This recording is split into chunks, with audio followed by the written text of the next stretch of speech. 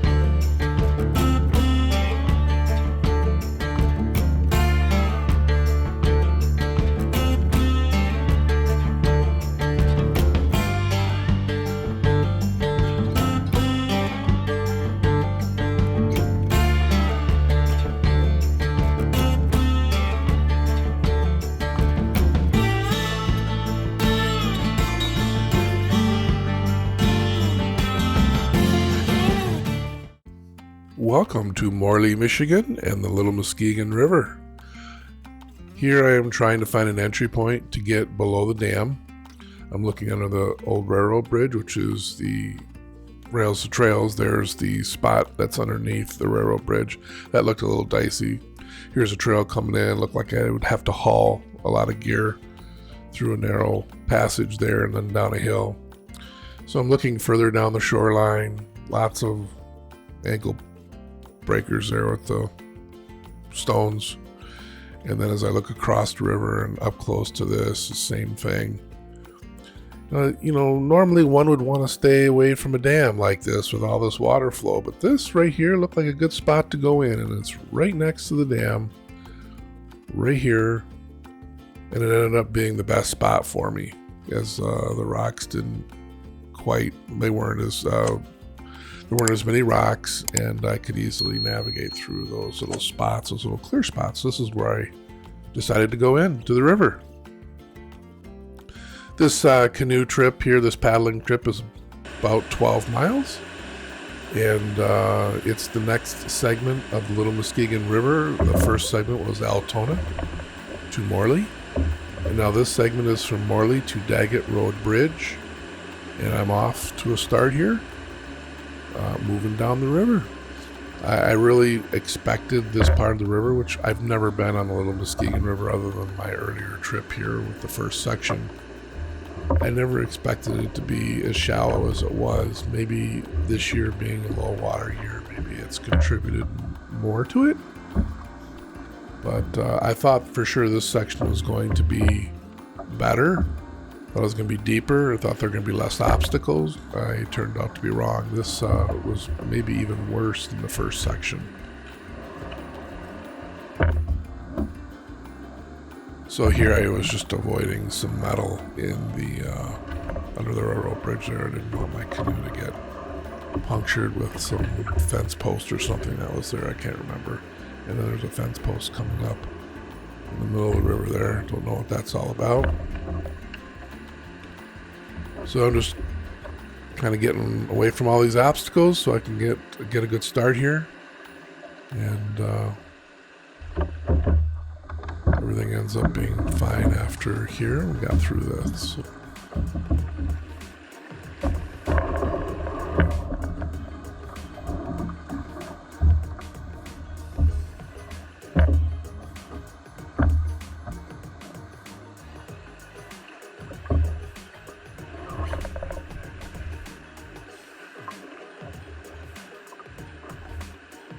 As I did in the previous video, the first section was real time, and now I'm going to 8 times speed here. We do have the campground coming up here on the right, and I put a label up here when we went by it. So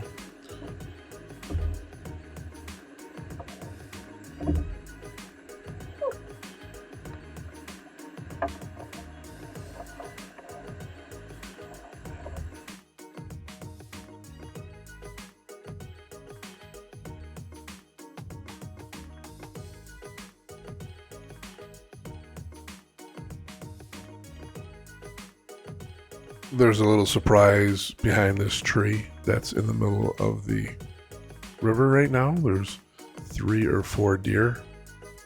So I did slow it down in real time so we could see that. One's running off to the right, but as soon as I get around this tree, I get a pretty good view of them. And 2 of them end up going off to the left, and I believe one. So I think there's only 3. Maybe there was 4 there. I don't know. But so one breaks off to the right, and the other 2 go left.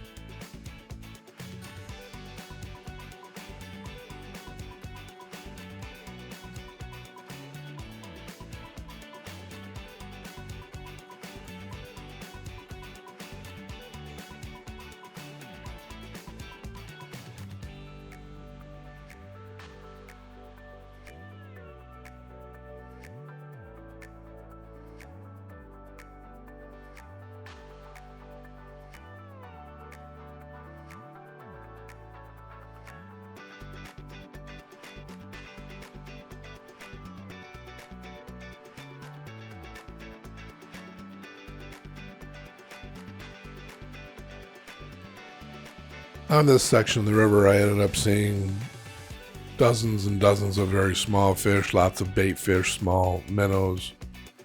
I saw maybe 3 or 4 trout, a few smallmouth bass, not nearly the number of fish that I saw on the first segment from Altona to Morley. And again, I was expecting not only easier paddling in deeper water, but I was expecting to see a lot more fish. I just didn't see that here. Could have just been the day. I don't know. It could have been my my views. You know, maybe the sun wasn't as bright in the areas where there are fish. I don't know.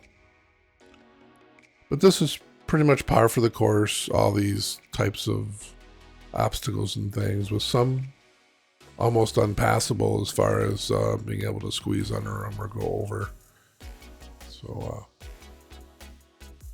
but what the river is very shallow, and it's easy to get out and navigate around these things in most cases. So you don't really have to worry about, in most cases, getting into trouble. Now, some of the logs that were across, you know, the river ends up digging out from underneath, so it can be a little bit more hazardous. But I would say this is a great river to begin to learn how to paddle around and through obstacles. I think it's absolutely a perfect river to do that.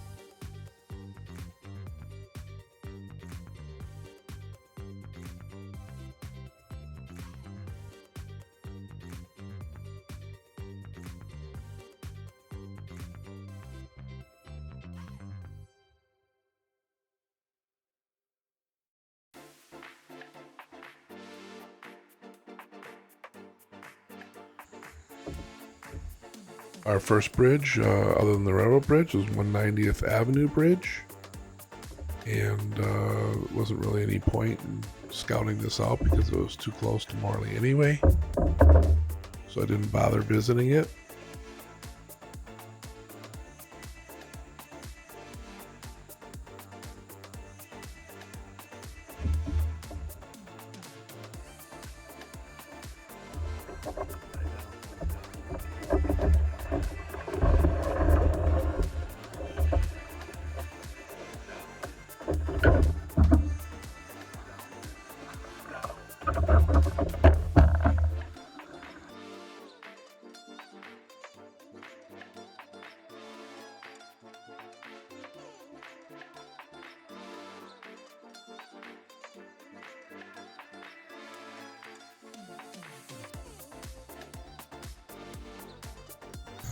So we just passed the 190th bridge.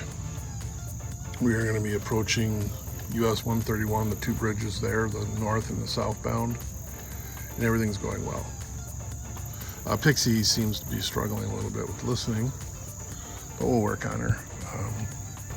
You can get up, Pix. It's okay to get up, but it's okay. Yeah. All right. Good girl, bud. Oh, yeah.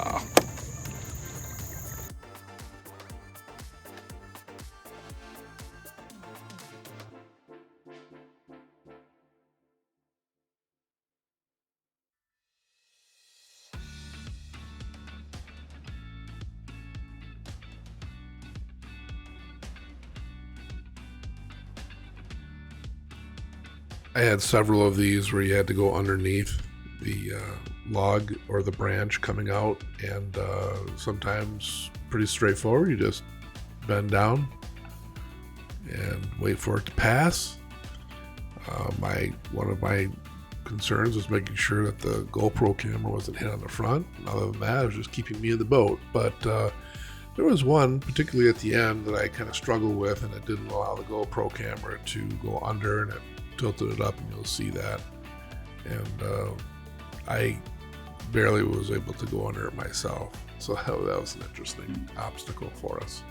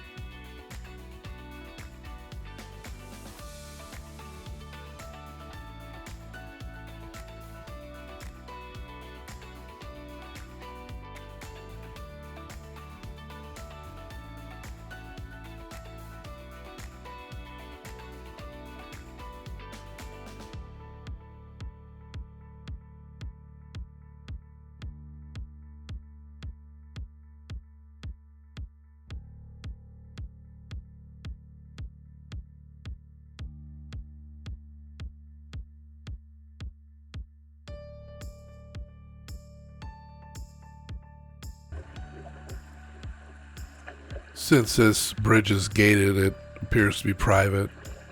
I slowed the video down just to show you the construction of the bridge so it didn't just pass by in a rush. So I thought this is interesting. Perhaps either at one time or still the people that own the property on one side own the property on the other. It's a way for them to get back and forth.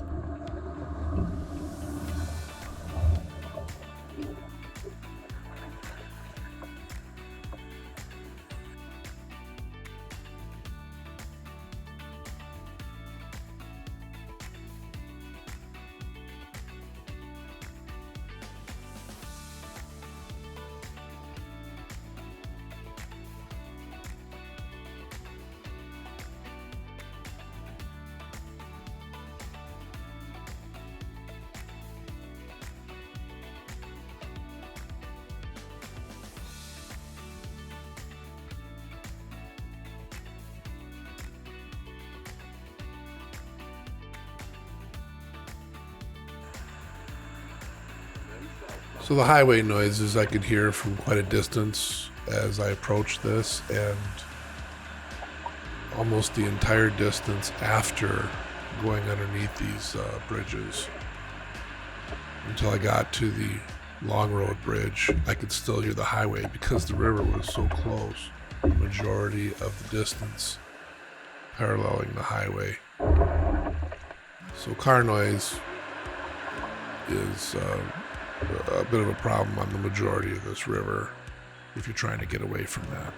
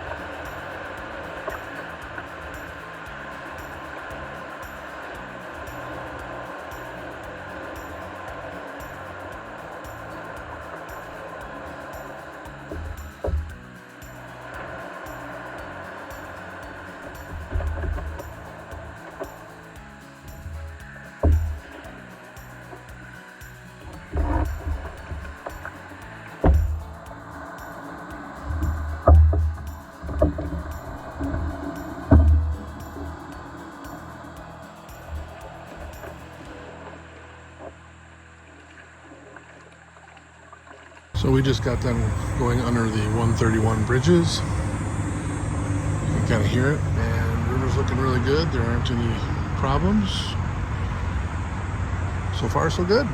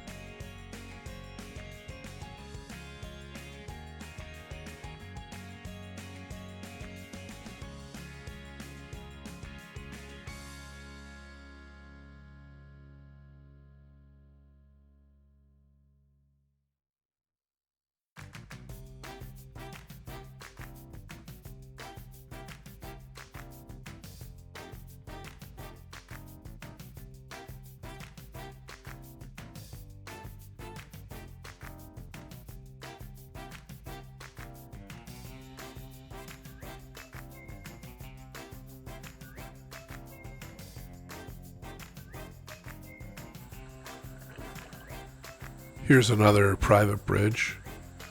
I believe I found this on Google Maps near that road that I just had up on the screen. Not 100%, but I'm pretty sure I got the right place. I just thought the construction was very interesting. Again, probably got property on both sides of the river, and they wanted to access it. Nice looking bridge.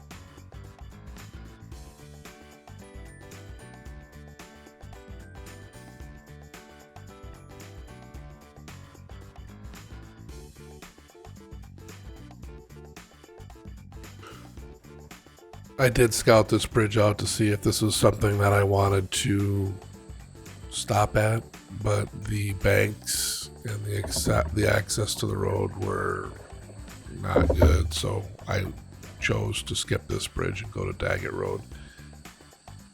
That got me closer to Croton Pond anyway, and because I think with the slack water as you approach Croton Dam, I think it's going to take a little bit more paddling. I think the segments were just the right amount for time and distance. I think it was a good move to go to Dagget Bridge, even though from here to Dagget Road Bridge it was a lot of work, a lot of obstacles. So I'm pointing at the south side of Long Road Bridge. Nothing really we can do there. Plus there's private property markers there. And then this looks not very accessible either. This is the north side of the west side of the bridge. So no options on the west side of the bridge, on both the north and the south banks. Same. We're on the east side of the Long Bridge, and doesn't really look like there's any way up there. Plus there was a private keep out sign on that side. So this is the north side, and I'm looking at the south side, and it's similar.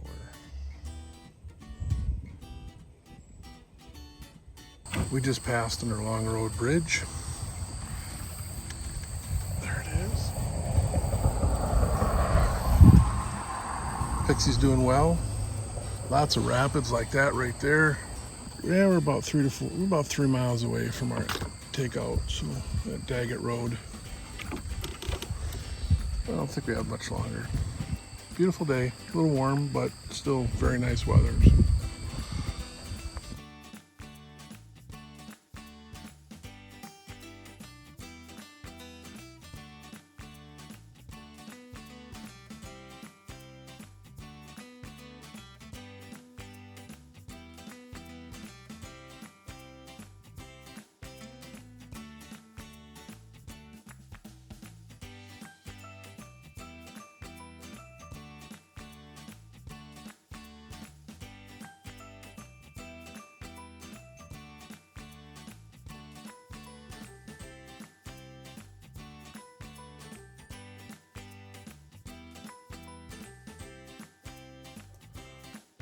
This next move I wouldn't try on just any river.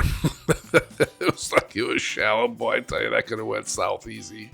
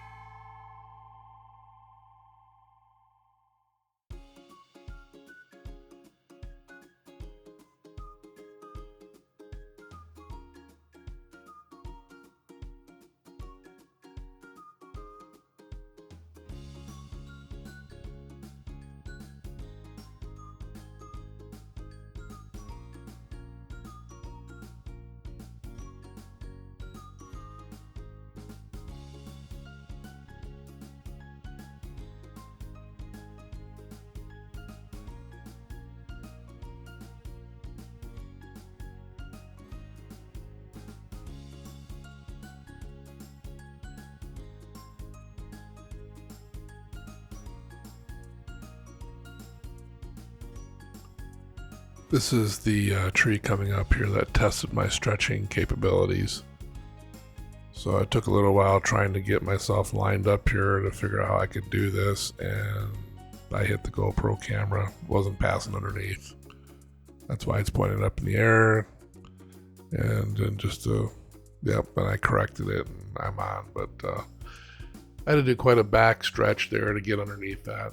So that was probably my toughest obstacle.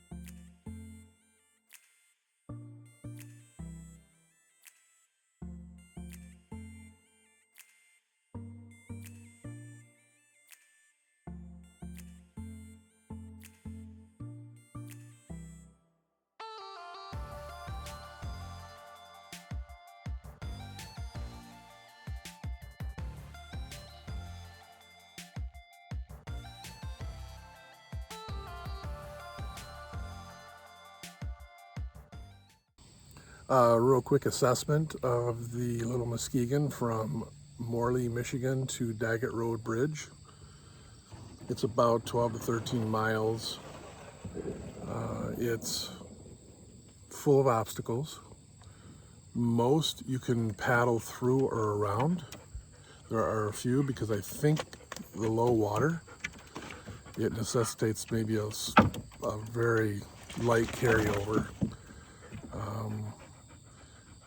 It can be dangerous though when you have those logs and they dig out the sand underneath, and it can get deep. So you got to be careful with that. But other than that, it's good.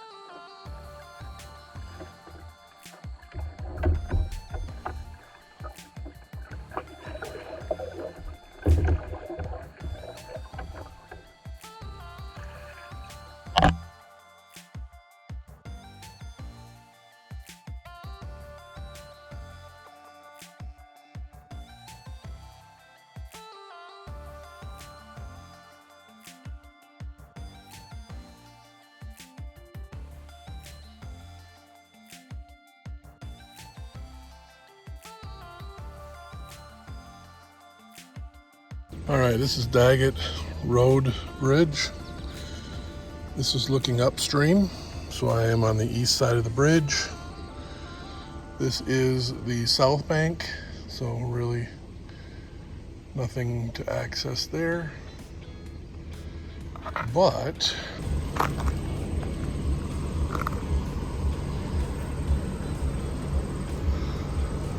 looks like easy access right where I can park there too.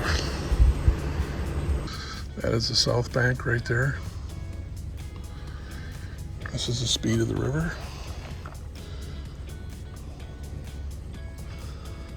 Looks like maybe 2 or 3 miles an hour. And that's the north bank.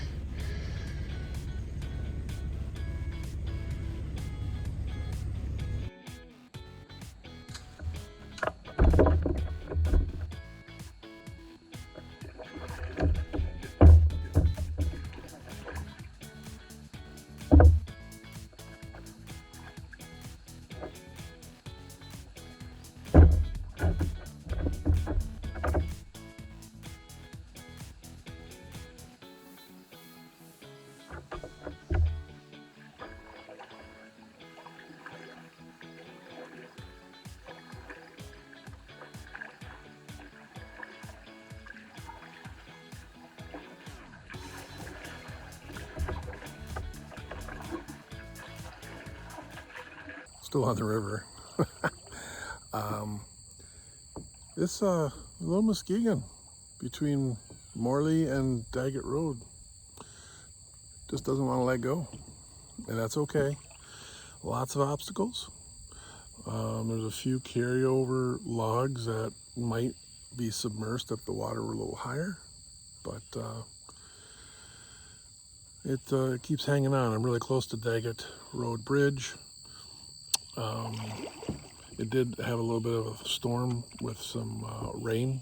Not bad, really just enough to cool me off. It was kind of nice. I was more worried about any lightning that was coming, but it was north of me. And well, I just want to thank you for watching the video, and it's all right, just another obstacle. I want to thank you for watching the video, and until next week, take care and thank you.